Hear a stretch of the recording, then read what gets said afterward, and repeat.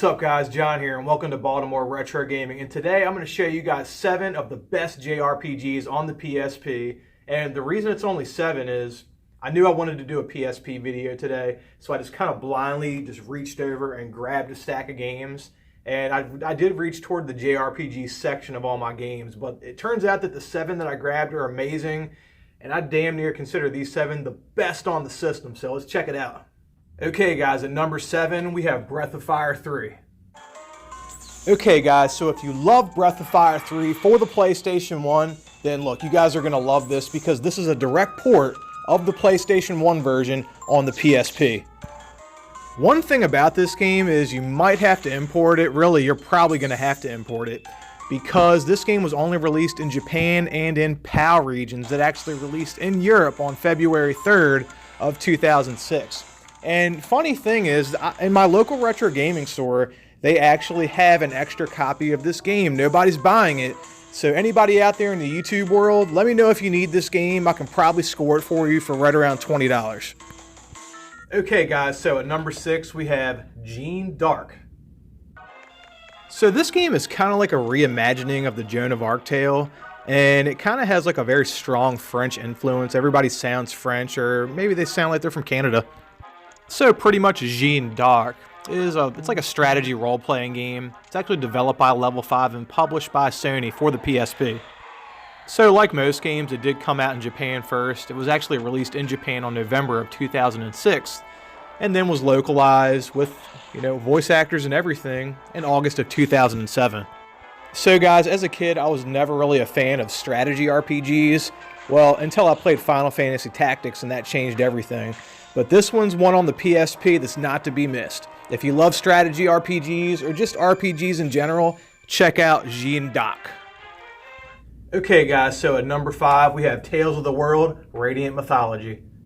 Now this game has a pretty interesting concept. It's a crossover game, so it has characters from a lot of different Tales games in one game.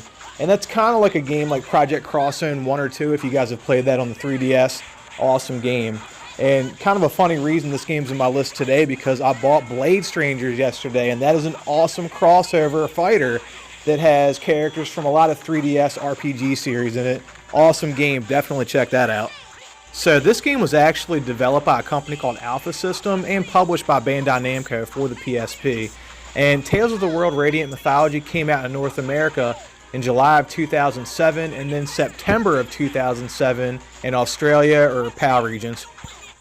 Now, although I don't like the customization in the beginning of the game, having to choose your outfit, your gender, your hair color, your skin color, stuff like that, I like my characters all preset.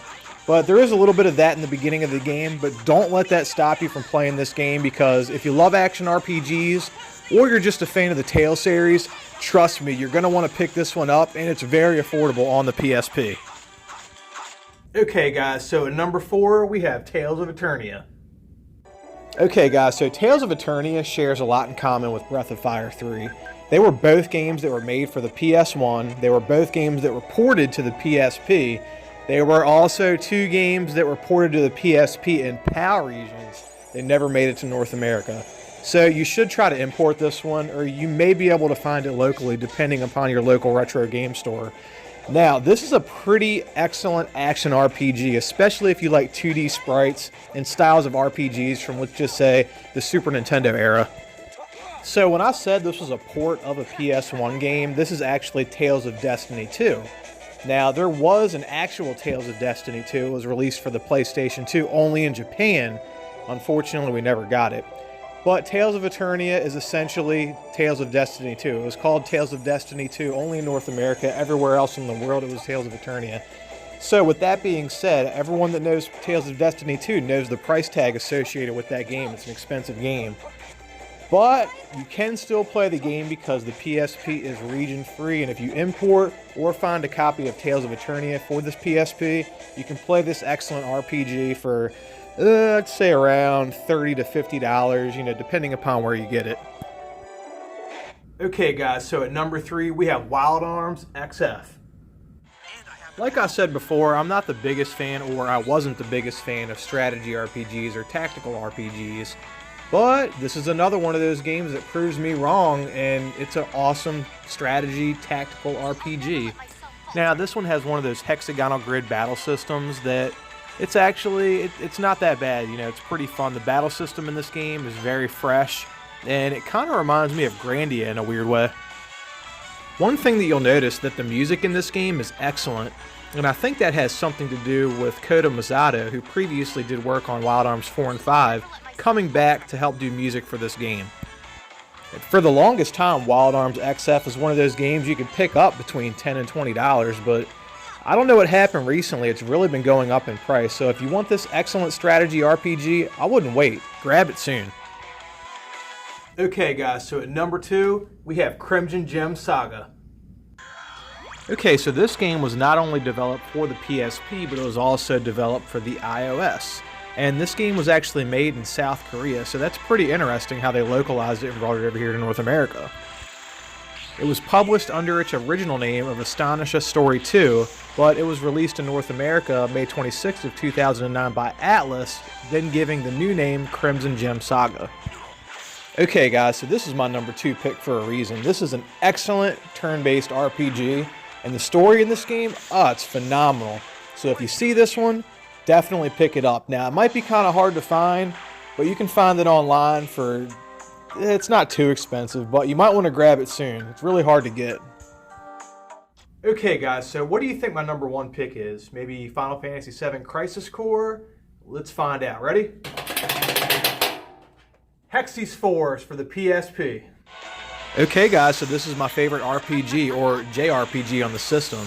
Now, Hexyz Force is a turn-based role-playing video game developed by Sting and published by Atlas for the PSP back in 2009. So despite this game being pretty much awesome in all areas, and I like shorter RPGs because they're easier to get through, and this one's pretty short, but it has a very high replay value because it's basically 2 RPGs in one.